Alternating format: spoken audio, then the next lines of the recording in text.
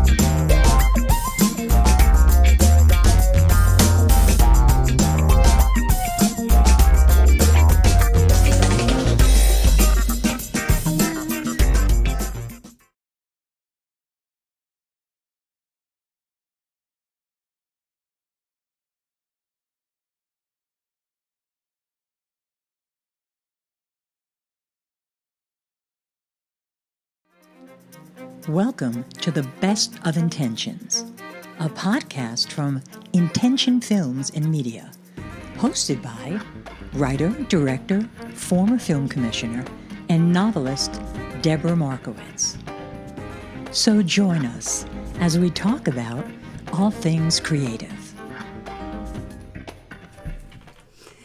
Welcome to the Best of Intentions podcast.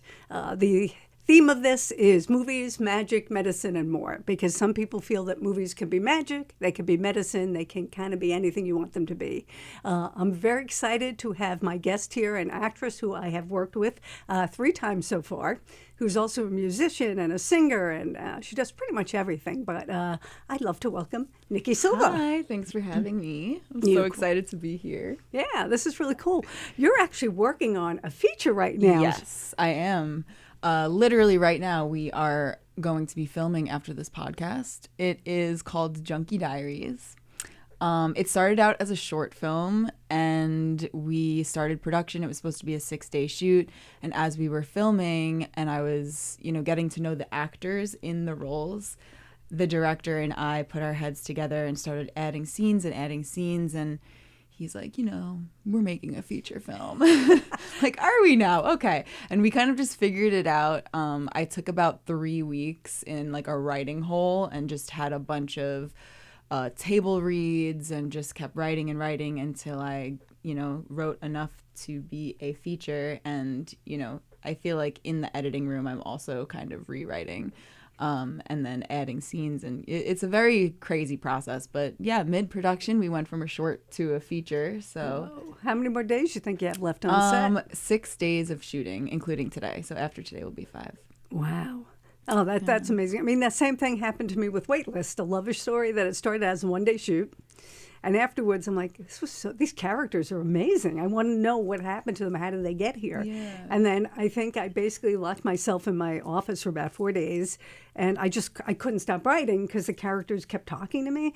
And I said to John at the end of it, I said, I think I just wrote a feature film in a week. He said, Debbie, it's been 4 days. I'm like, what? Now, I write a lot, but I've never written as crazy as that before. Yeah, and then, like, within the month, we were filming, and we ended up just doing the whole film That's in like amazing. 12 days. It's so exciting when it kind of just is happening and it's not something that you write and then you wait years, you know. It's been really exciting, and I've had a lot of self-discovery in making this project. That's cool. It's my first feature that I wrote, produced, and I'm starring in. So I did one feature before that I directed, but now I handed off the directing position to my good friend Dave Morrissey, and he's amazing, but it's this very interesting dynamic being the writer and a producer and having feelings about my own character, but trusting in him to direct it. And I think that it's creating a pretty beautiful outcome. And then I have Mark Frotto as my cinematographer. He wears a lot of hats on the film, but he's also kind of very in on the creative process and the editing. So it's really like a culmination of all of that. And the film deals a lot with addiction and grief. And Dave and I both have very personal experiences with that. So putting our stories into this story and just really trying to honor the truth and the humanity of people who really go through the struggles that are in the film. That's amazing. nice. I mean, when you can feel it, and especially if you have a personal background. I know when I write, most of the time I know who I want to cast in things before I write it. So I'll take parts of their personality and add that to the character, which makes it people like your characters so real because you infuse them with it. Yes, they have to be good actors, but you put their little quirks in there. Yes. I cast my Uncle Anthony as a role, and he has never acted before in his life, but the role was so him, and he just came on set. Everybody was scared of him. He played like the big heroin dealer, and you could put him in a room with Robert De Niro, Martin Scorsese directing, and he would just totally fit right in. Like, he was amazing. So that was super exciting. But the other roles I actually wrote originally for two of my friends, and they are, on TV and busy and doing things. So I went through the casting process.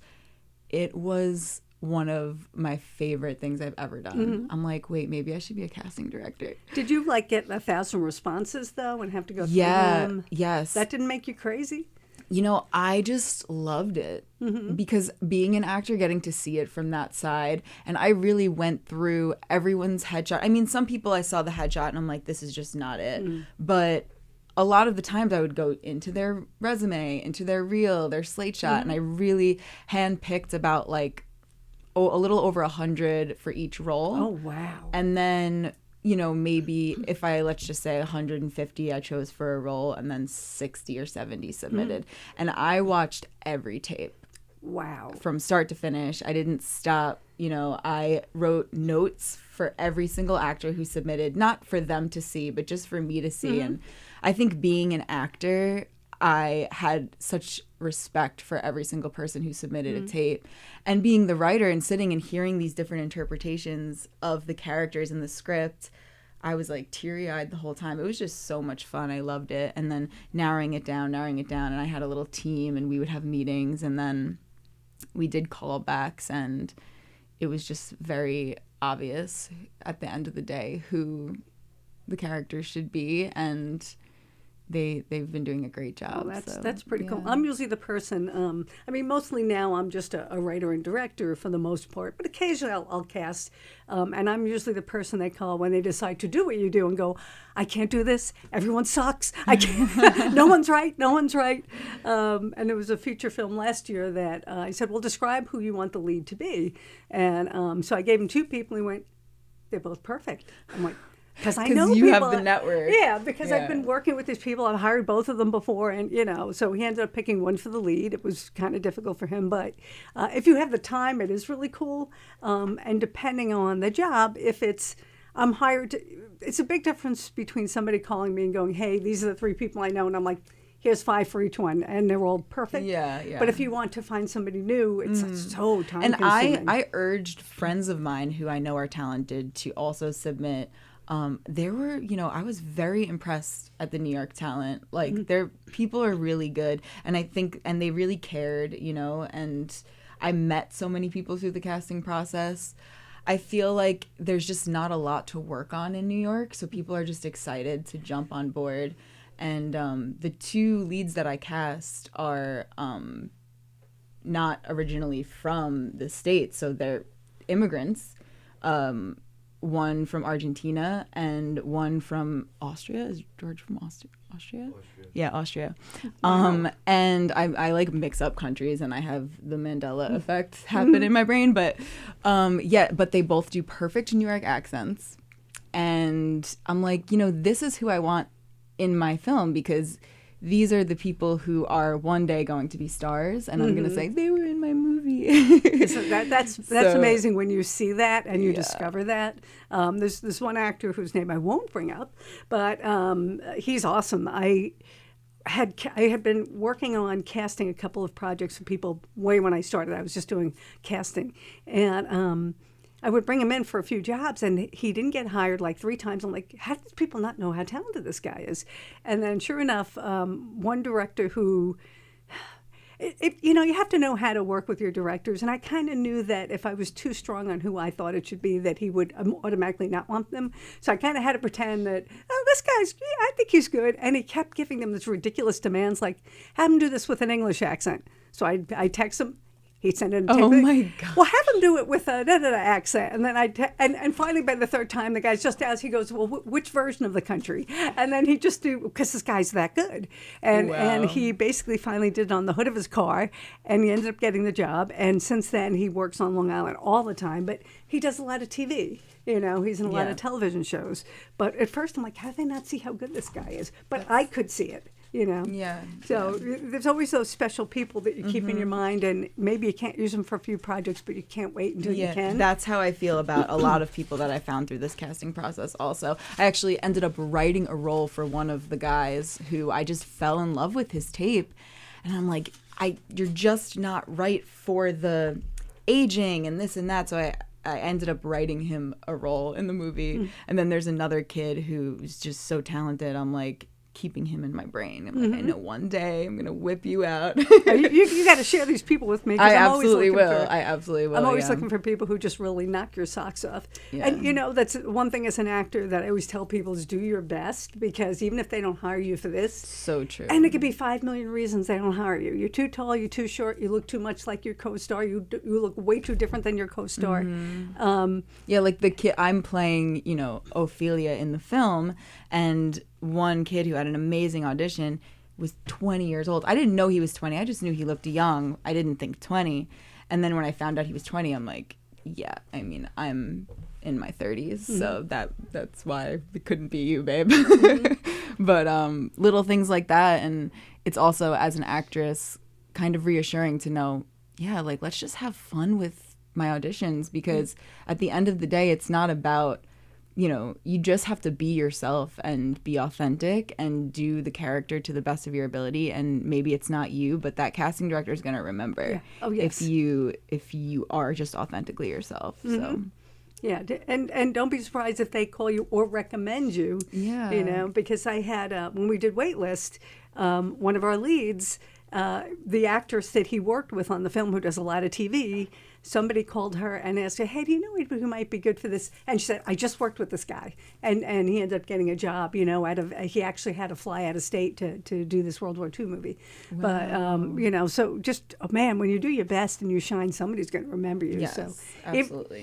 So that's really awesome. I'd love to tell people that, because occasionally they'll go, well, I don't know. I said, do your best anyway. Yeah. Always do your best, because people are going to remember. If you don't call them back, they're going to remember. Yeah. If you and don't maybe respond, something you do will inspire something, even if it inspires something that you don't even get to be in the film, but like this is a collaboration. making art is, especially in film, it takes a village to create a film. Mm-hmm. So if something that I do in an audition can maybe inspire the writer to think of something, even if it's not writing me a character, it's like I'm still contributing to this art. Mm-hmm. And that's like what the casting process feels like. It's like we're all working together. That's why I respect all of the tape so much, because I'm like, you submitted to this and I asked you to audition, you're now a part of this film, even if I don't cast you. So yeah, I would love to explore the casting process more on other films and stuff. Mm-hmm.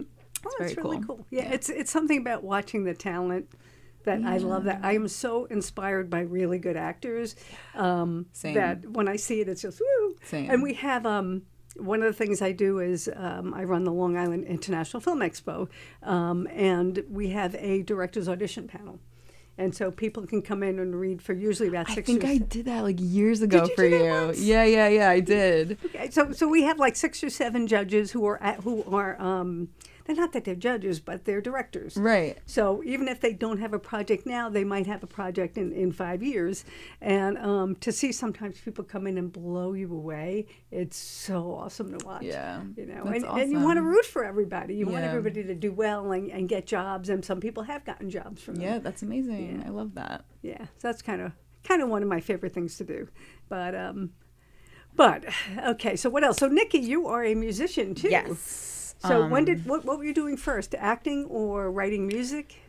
My dad's a musician, so he taught me 4 chords on the piano when I was like 10, and then I wrote 100 songs with those 4 chords until I ended up learning more about music theory and just music in general. But so I was always writing songs, and I always was like making beats and rapping. I never felt like I had a good voice, so I always kind of was like, I'm a rapper. But then professionally, I started acting first. I started taking acting classes, and I did a play with 2 boys, and those boys both also did music, and they were like, let's hang out and make music, and we ended up starting a band. So that was like my first experience with music professionally, came out of doing my first play. It's amazing. So we made a band, The Big Happy, who's still going strong. And, the lead singer of the band was like, Nikki, you can sing, but you should take voice lessons so that, you could do harmonies and sing more parts and not just rap. So then I started taking voice lessons, and, I fell in love with music in a deeper way. Because growing up, even though my dad was a musician, I wasn't really encouraged. My grandparents kind of raised me. And I think because of the rock and roll lifestyle and path that my dad went down, they kind of discouraged me from music in ways. And, they're like, oh, you're so smart. You should be a doctor. You should be a lawyer. And kind of like really tried to steer me in that direction. So I didn't get to, be in band in school or like learn an instrument, or that part of my passion wasn't nurtured as much. But the writing was. So I was always writing, which was cool. So yeah, I didn't start really learning about music until my early 20s, and now I have my first debut album out, Thank You Places, which I co-wrote with Teddy Kumpel, who is an absolute legend. He's an amazing guitar player, amazing musician. He is actually about to go on tour with Joe Jackson. Oh wow! Yeah, and he kind of. Me and him just had this amazing synergy. We started with one song together with my other friend, Yuda. Yuda sent me a beat, and then I was like, let's produce this. He brought me to Teddy, and then I was like, oh, Teddy, I got to work with you more. And we didn't really like set out to make an album, but it kind of just happened. Yeah, just like the movie. I think when you're into it and you're in the flow, exactly. You just do what you gotta do. But we have a clip of some of Nikki's music, which we're going to show now. It's not intentional, it's medical. Little jitterbug, you overly engage with me. I fed myself, I ate it up. Little pleasure spiked with pain. Ticket on your crazy train. Read the writings on a wall. Said don't care, I want it all.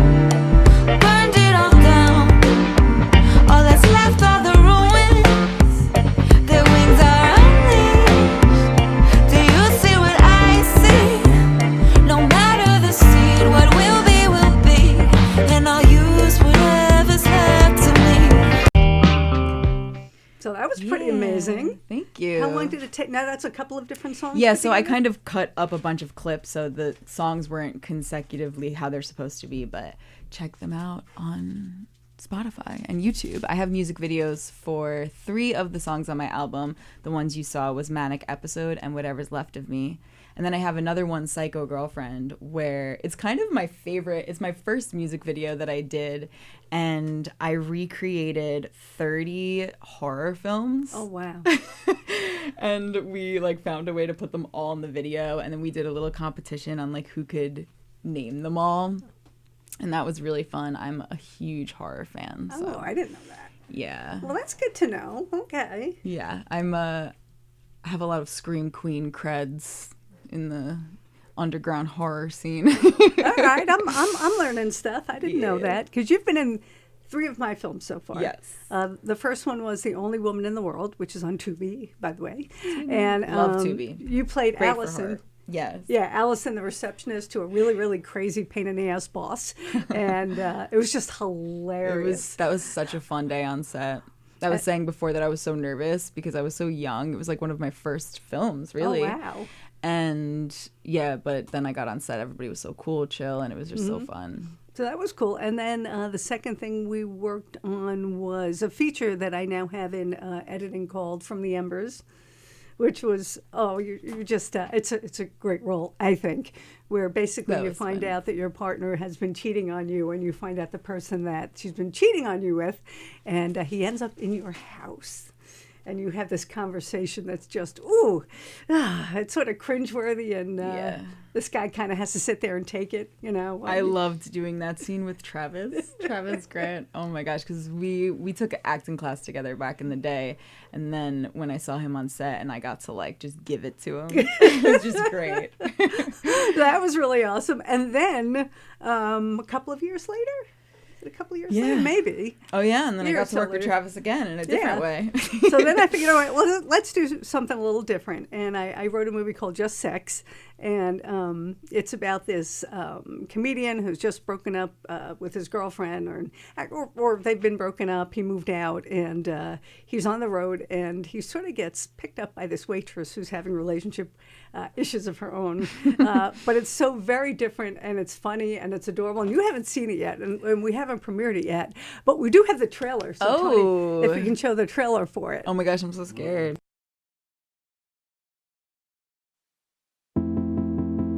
You're not from around here, huh?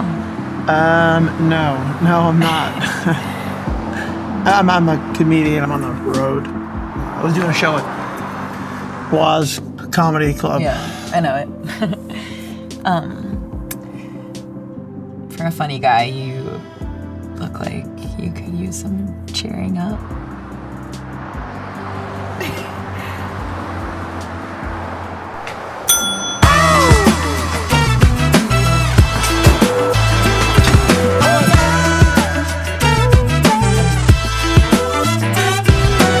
I forgot the condoms.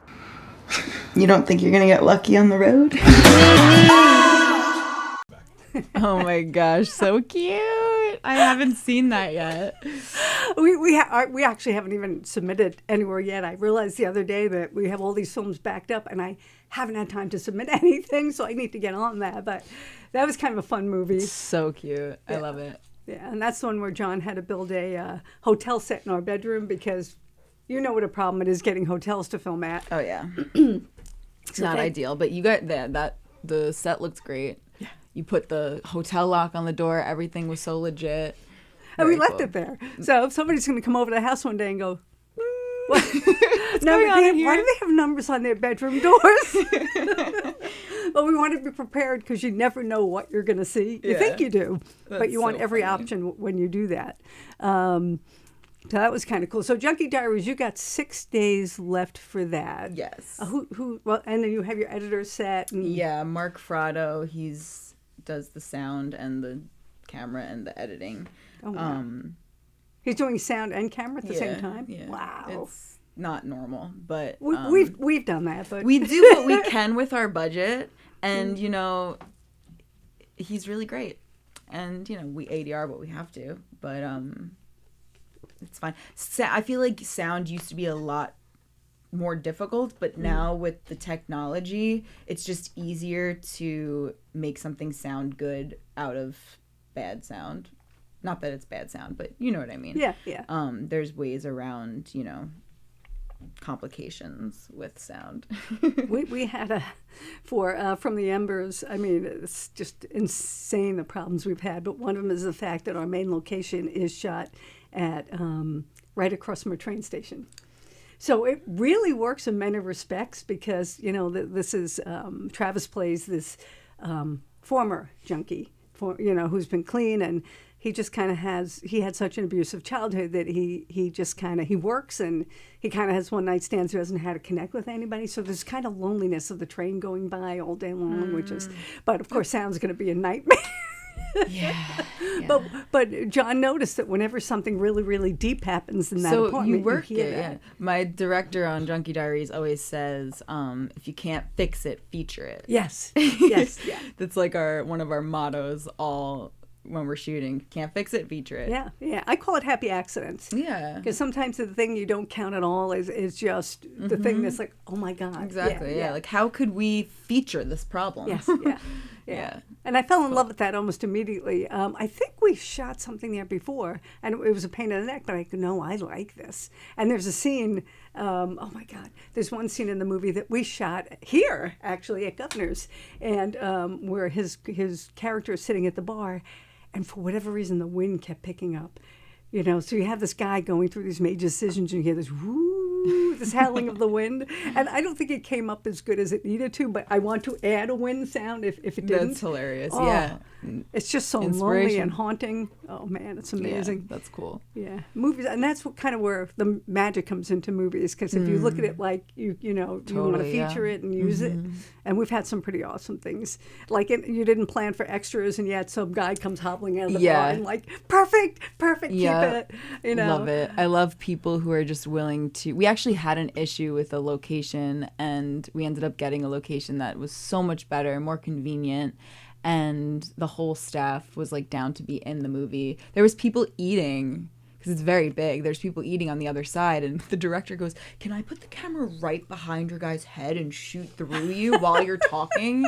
And they're like, "Okay."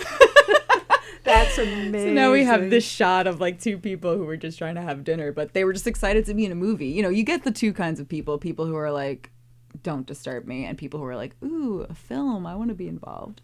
So that's really awesome, the people who get so excited about it. Yeah, exactly. There were a couple of those scenes that we needed a lot of extras for from the Embers. There was Daphne's class at her college class. There was certain bar scenes. There was an AA meeting. And, it was cool that a lot of people who are, or some of them are, actors. They do this for a living. And they're like, yeah, give me one line or have me just sit there. I want to be part of this. Yeah. And the classroom, too, the people there were all students. Most of them were students who were just like, yes, I want to be in a movie. And it was kind of cool. And then you're doing the credits going, wow, we had a lot of people in this movie. Yeah.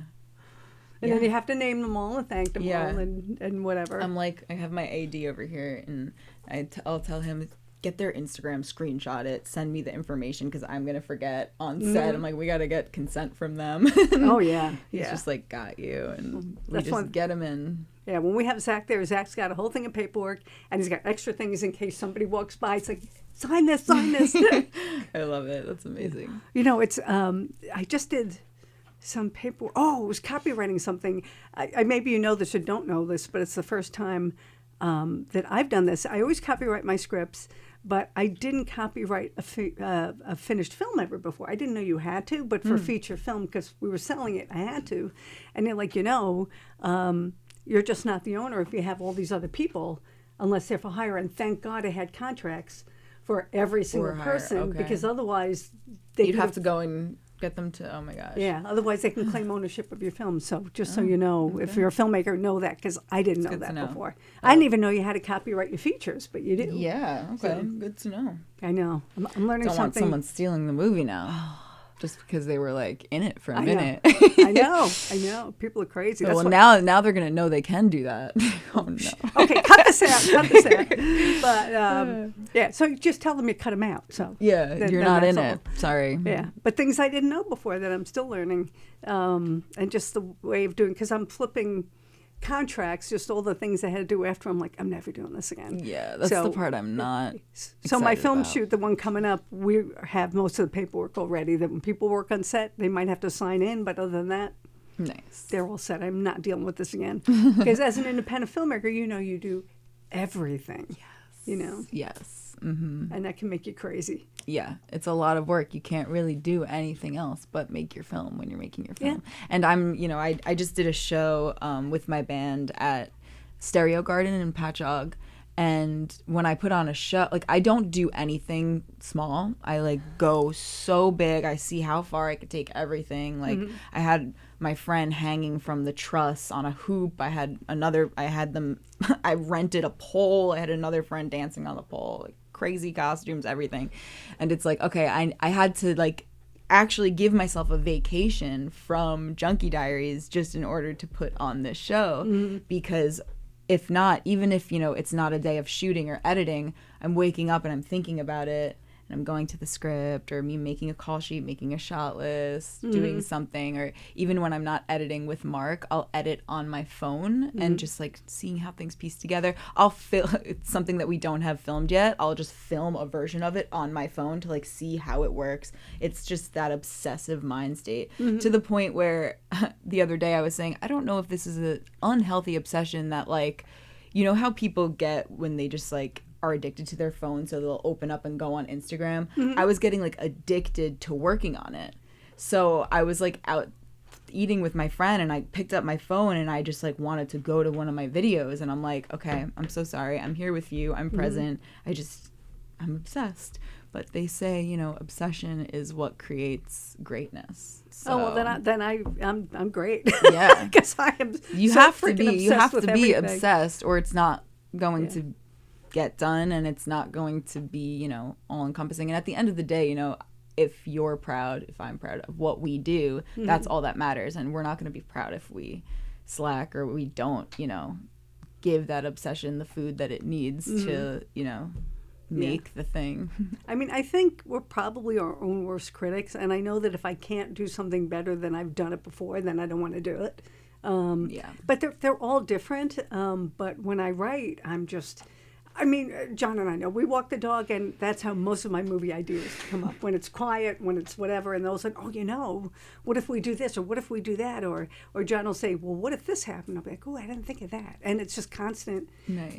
And we were at a film festival in Texas with a couple of our films, Silent Harmony and A Brimstone Lullaby, and they had a filmmakers speed dating thing. But in this one, you could talk about anything but your movies, and I'm like, I have nothing to talk about, because everything we do is movies or writing, whatever. That's so true. It almost feels like when I'm having conversations that aren't about film or music, I'm like trying so hard.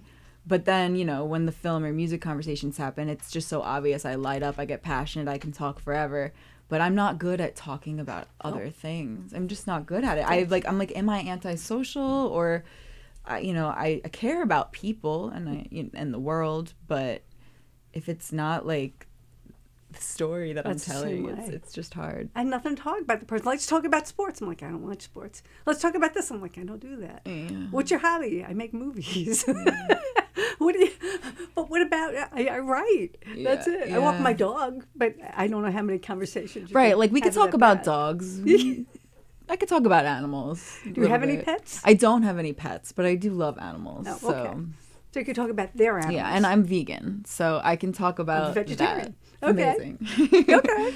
I'm a vegetarian. It's interesting how that goes, because I find myself, I'm mostly a vegetarian, except I would have shrimp and whatever. Now I don't even want that anymore. Yeah, So it's I just- mean, I do cheat for different reasons, health reasons, or just convenience, or not wanting to interrupt whatever is going on. But for the most part, I try to stay true, because it's just crazy, like how animals are treated and how our we get our food, and it's just, you know, easier for me morally to stay away from it, and also to, you know, share that with other people and then kind of open their eyes. And it's like, it does seem to be making a difference, you know, the person who talked to me about it, and then I talked to this person about it, and it seems like New York has this like higher level of consciousness almost, like in what we do. And being in the city, I moved to the city a couple of years ago, and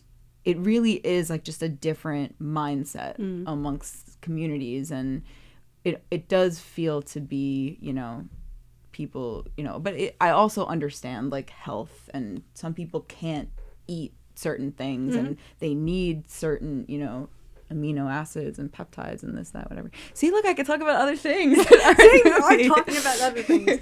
I generally don't tell people what you know, that I'm a vegetarian. I don't care where people, they can eat whatever they want. Yeah. I'm not going to cook it, but you know, if somebody wants to make something, that's perfectly fine. You know, it's just my preference. It's not even. I'm not trying to judge. I have my drummer is a chef, and he loves to like make fun of me for the things that I won't eat. And he does make delicious food, and he'll always make me vegan stuff, but I'll let him, you know, make whatever he wants for the whole band, and everybody really enjoys it. So well, that's really cool. So he cooks for the band? Yeah. Oh my God. Yeah. That's amazing. Band practice, or, you know, after a show and birthdays and stuff like that, we'll always have him. Chef Russ, if you need a private chef, Chef Russ. Oh, well, remember that. Yeah. See, we need somebody on the crew who's a chef, and we don't have that. That's the one thing we don't have. Damn it. But I'm very proud of our crew. We when we did The Only Woman in the World, my first feature that you were in, we had no money to make it. We had almost no right to make a feature film with no money. But Same. So we decided, what could we do that would give people some benefit while we were getting this done? And so we trained everybody except for hair and makeup, and I think we had a couple of professional gaffers, but other than that, we trained everybody. And it was a nightmare. Because we were doing everything. So there was a day or two on set where it was me, John, and 2 actors, and John was shooting and doing the sound and gaffing, and you know, luckily it was at our house on those days, but but we learned so much. Yeah. You know. That was with my first feature, it was kind of happened on accident because I was teaching at the time. I had about 20 students, and we couldn't do our play that everybody was so excited to do. So I just wrote, like, this is a very similar thing with in 3 days, I wrote a feature film that kind of gave everyone a lead role in a way, where this virus wipes out all the adults and the kids are left to fend for themselves. And I specifically wrote roles for each student's strengths. And I was like, we're going to make a movie. And I said before, I always take things too far. It ended up being such a crazy, huge film, and all these kids got to be in this movie, but the kids paid for the movie because it was their acting class. So it was like a program, they paid a fee, and some of it went to the acting school. And then I used, my payment and the rest of it to pay, Mark, who did the sound, filmed it, and edited it. And the locations and, everything that goes into making a movie. And so, the kids paid for their own movie, or, their parents. And that's also on Tubi. What's the name of it? The Compound. The Compound? Yeah. Okay, we'll have to look for that. Classic. Classic. No, but you can tell in the writing that it's for kids. Okay, she wrote this. There's no reason to have this many leads in a movie. But it was cool. And I learned a lot, and now I get to say I directed and wrote a feature. But this Junkie Diaries, is my first real feature film. I mean, not that that's not real, but the footage and the pictures look amazing. Thank you, yeah. But I forgot what I was going to say, but... But it's a different experience because this was all you for the story. Oh yeah, no, nobody's. It's not an educational thing, so I'm still trying to figure out how I'm gonna pay for it. Probably like applying for grants and stuff like that. But if you can get it in the can, you can take your time to do everything else. It's like I figure out for the day how much money I need, and then somehow I get it. And I've been lucky enough to have like some actors deter their pay because like everybody's just so, like you said about you love your crew, that's how I feel about the crew and the cast. You know, we're a family and like we all want to see this succeed, so obviously I pay everybody, but I do feel like people care enough to, you know, I have a lot of people working for free. My director's working for free, my ADs are working for free, my production assistants are working for free, so many actors are working for free, extras and, you know, locations. We've been so blessed with locations just letting us film there, and it's really awesome. And so many musician friends that are helping with the score. We're trying to do an all original score because, you know, I love music so much and I want to kind of showcase that aspect of myself in this film. And the director's also a musician, Mark's a musician, so there's a lot of collaboration happening, and yeah. That's what I love about indie film. I mean, there's all different levels of indie film. You know, sometimes you see stuff and it's, if camcorders were still around, you would be pretty sure that that's what they did it on. They didn't have sound and they, you know, people didn't really understand it. But if you want to make a film, there's a way to do it. Yeah. Like when I was in 4th grade, my entire family pitched in to buy me a video camera. I grew up very poor, so we didn't that was crazy to me that that they were able to get me a video camera. And I remember I would make movies 4th grade by press it, and then I'd be like, what I would do is I would say, after I say action, wait 10 seconds. So I'd say action, press the record, they would do the scene, and then I would cut, and we would have to film the next scene because I didn't understand editing or anything. So I'm editing as I'm filming, and then I would, show the family, look what I made. I would grab my uncle and be like, can you sit here and say this, blah, blah, blah. And oh my gosh, I thought I was making movies. I had my grandma and my aunt in the library holding auditions, and I had people bringing their kids thinking that it was a real movie. Well, that's a real movie. Well, it's 4th grade me being playing make-believe, I'm this big director, because the parents came with their kids' headshots and stuff, and my Grammy and my aunt are just playing the roles of the producers. Meanwhile, I love this. I love this. And that was my first 3 Girls in the City, it was called. That is amazing. So I've been just making movies since I could, out of nothing, anything that I could find. You know, if I grew up in this age, you know, and we had phones and editing and CapCut and all these different editing programs right on your phone, I bet I would have been making crazy stuff. I mean, when people have asked me when I knew that I wanted to do this, and similar, except I didn't have media. There were no camcorders. They didn't exist yet. Oh, yeah. And my parents would, bring their friends over, would bring their kids over, and I'd write these little skits in my brain. Okay, you do this. You do that. But it was playing. Yes.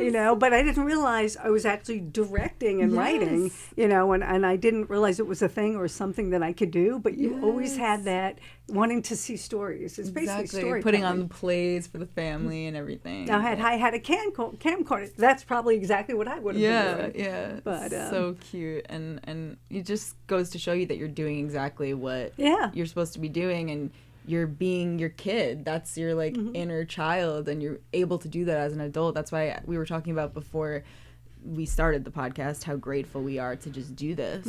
And if there's somebody on set who's not appreciative to be there, it's how we're doing this. This is what we wanted to do since we were kids. Right.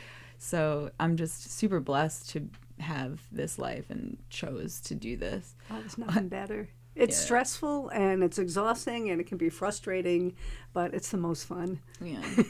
Also, this is random thought came to my head. These movies that I would make when I was a kid always were horror.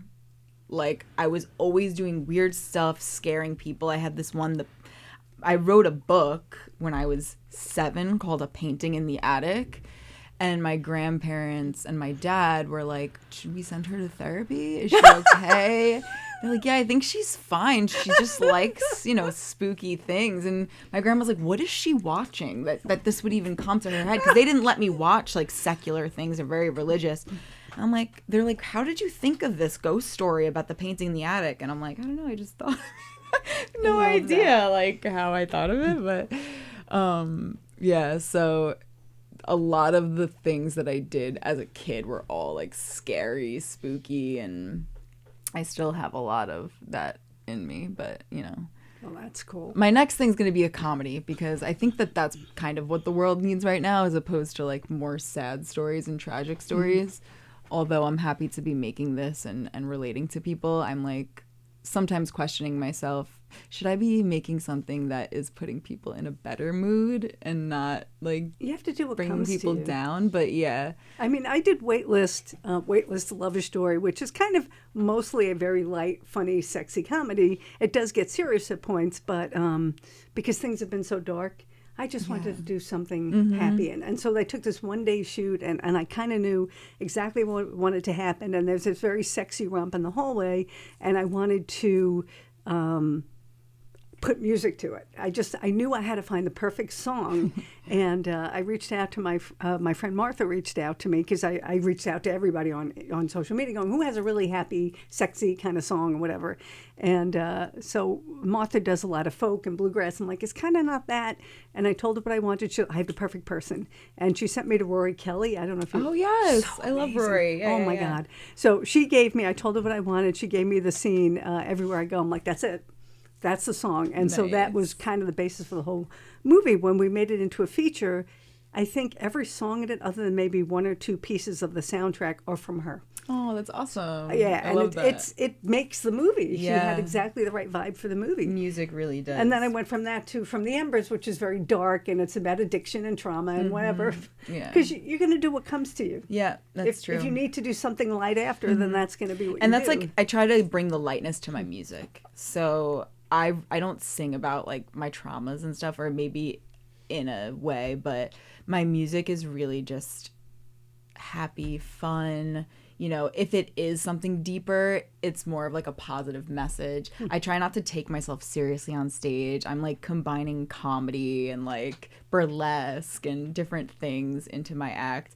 And then, I have one song, Real, so I always try to like bring it back, keep it real, be like, okay, there's duality here. I'm not this silly, crazy girl all the time. But yeah, I think having music also definitely keeps me balanced, because if I only had one or the other, I would probably go crazy. I really use them kind of like to balance out each other. When one thing is going one way, I'm like, oh, I could just sit at my piano and write a song. Or when music is frustrating me, I'm like, oh, I can read a play, write a scene, go to acting class. So I think one of the things, I'm not going to say limits me, but I know that they say it's important to have a brand, but I do it. I've done horror. I don't do a lot of horror, but I've done horror. I've done romantic comedies. I've done really, really depressing dramas, and I don't know. And then I'm doing a Christmas movie, in 2027, which is a little more of the romantic comedy, but there's also some serious stuff in it too.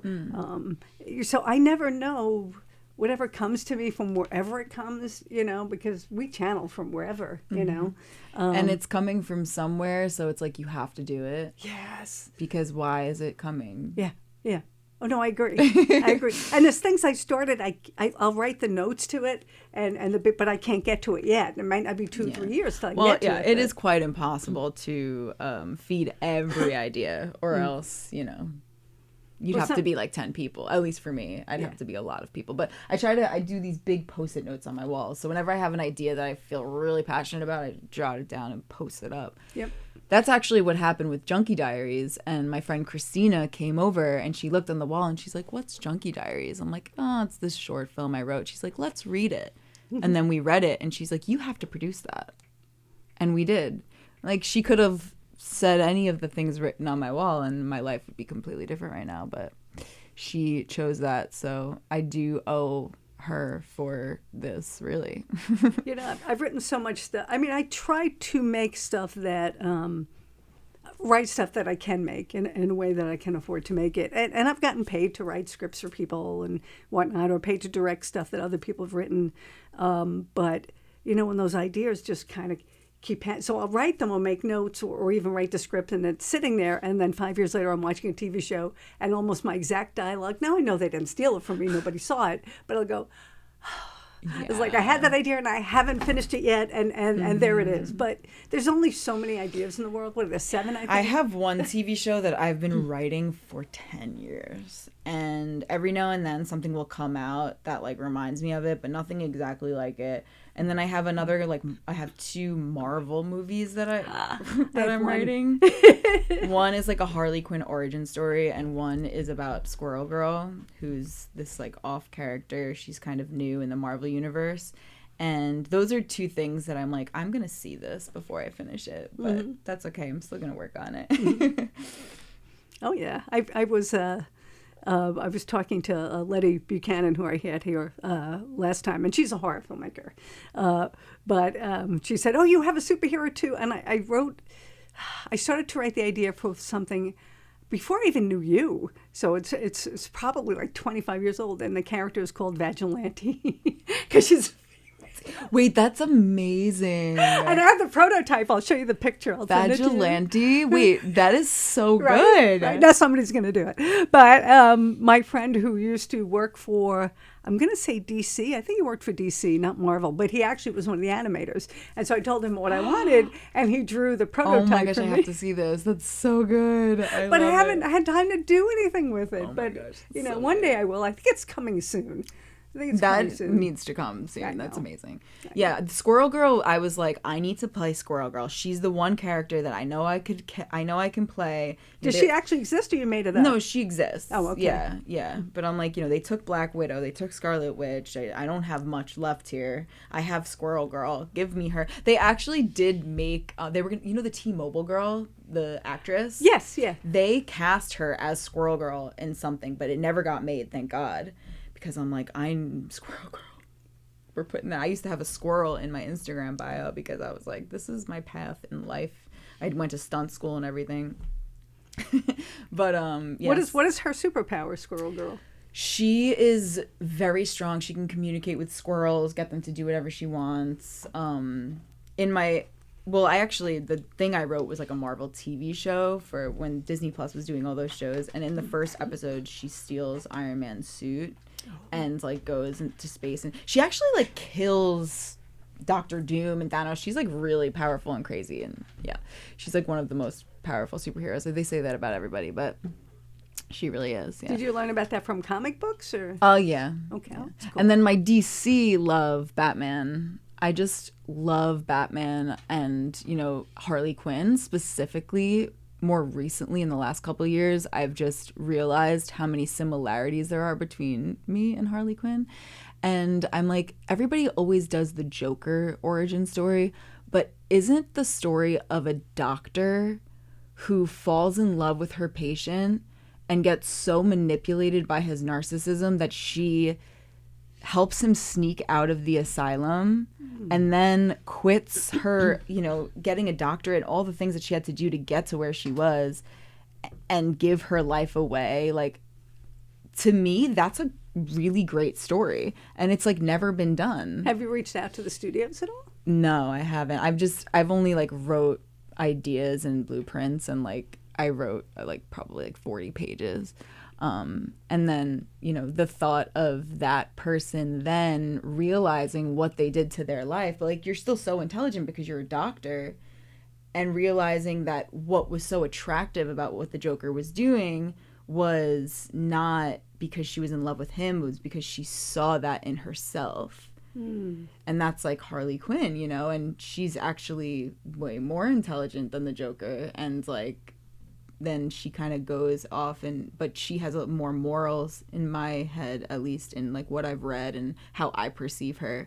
So it's kind of like this story of like, giving a man the credit for something that's really you, and then because you love him so much, like putting him on this pedestal, and then realizing like, wait a second, you don't treat me good, and I'm just as talented as you, and I love you that. know, so we need more of that. And this is Women's History Month, so it's Yeah, really. And Harley I think Quinn, yesterday was baby. the National Women's Day. yes, so it was. it's- I got wished Happy National Women's Day by too. multiple people, which was really nice. So Yeah. happy belated Women's Day to you. You as well. Yeah, but I think it's important to get these stories out there. Yeah. And one thing that I realize, and I'm trying to work on it, is that a lot of my stuff are really male centric, and I think because we've been so brought up to just see things that way, and it kind of annoys me. Interesting. Yeah, I didn't realize that. But there is Travis. There is Travis. but I tried to do something in From the Embers where. But yeah, you have strong female characters. Yeah. Daphne is actually, even though she's young, she's very, very smart. And when she doesn't realize she's gotten her, she's very smart and she's very idealistic, but she is kind of so in love, she wants to save this guy, that she doesn't realize she's gotten herself in a codependent relationship. But when she does, it's sort of like, I'm not having this. Yeah. So you have to show me, and I wanted to make sure that she took that stand. You know? Interesting. I love that. They say, like, you know, I've noticed before, like, as a female actress, like, when it's a male writer, I'm like, you don't really know females because whatever. And when the director was directing a scene and he was giving the actor guy notes, I'm thinking in my head, am I experiencing what male writers experience? Like, do I not know how to write for a male character? Because the notes that he was giving the actor, I'm like, as the writer, that's not what I thought his objective was or whatever. But I'm like, I'm going to let the director give these notes and do this interpretation because he's a male. It's a male character. And maybe there's something in the story he sees that I don't see. But it's just very interesting. You know, I mean, we're all people. Everybody has masculine and feminine, this and that. But I'm like, do I not know how to write for male characters? But it's, you know. Well, I think it depends. You know, I think also because when it's a character based on someone I know, like my lead, one of my other leads, Nico, is the character's name, is based off someone, Nico, that I know, who is a very specific personality. Like, I stole lines that he says and his cadence and energy and specific scenario scenes I was in. I tried to write word for word from my memory. But then there's this other character, Eli, who's kind of a culmination of multiple people I know, including myself. So there's a lot of me in Eli. And when the director directs Eli, I'm like, that's not what Eli feels. Like, what? But I just kind of let it happen because I'm like, yeah, maybe he sees something about Eli that I don't see. Maybe I don't see it about myself even, you know, so. I mean, when I write, when we talked about putting parts of the characters in there, I mean, you also listen to the actors as far as, you know, I wouldn't say that or you know, like Julia would call me up and go, yeah, but I don't think that at this age that you would be doing this. And I'd think about it and I'm like, well, what do you think? And, you know, when you try to put that together, and the series that we're going to be finishing by end of May as far as filming A Couple of Guys, it's an LGBTQ love story.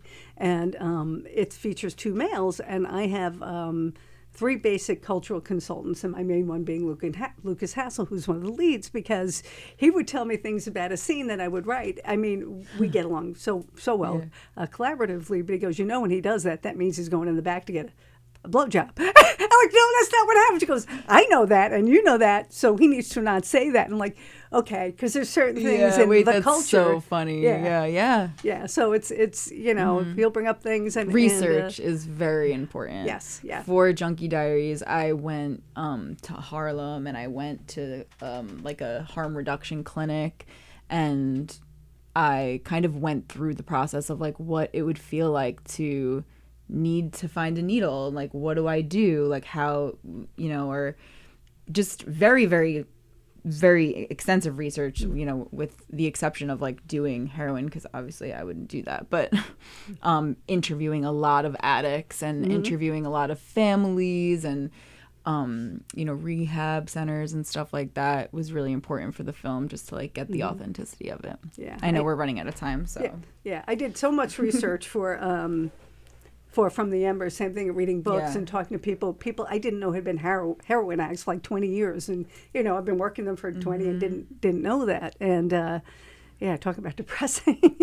But just the things that people have gone through. And I do use some of their verbiage with their approval and whatever, but I touch on harm reduction and a whole bunch of other things through Daphne's interviews with other people. But it's funny how we're both kind of on that trajectory of those kind of stories. And also, like, the year of my film takes place from 2015 to 2018 mostly, so like getting the outfits right and the like how we dressed, how we used technology and phones, and everything's like slightly different and very thought out, down to like today we're shooting a scene where I'm in a Halloween costume. I'm like, but what would I really be wearing in 2017 to this Halloween party with where I'm at in my life? And just, oh my God, like literally hours talking about what Halloween costume I should be. Who's doing your costumes and stuff? Is it you? Me. Well, Well, cool. actually, we did have a girl, Allie, who was helping in the beginning. And, you know, it's a collaborative thing, but for the most part,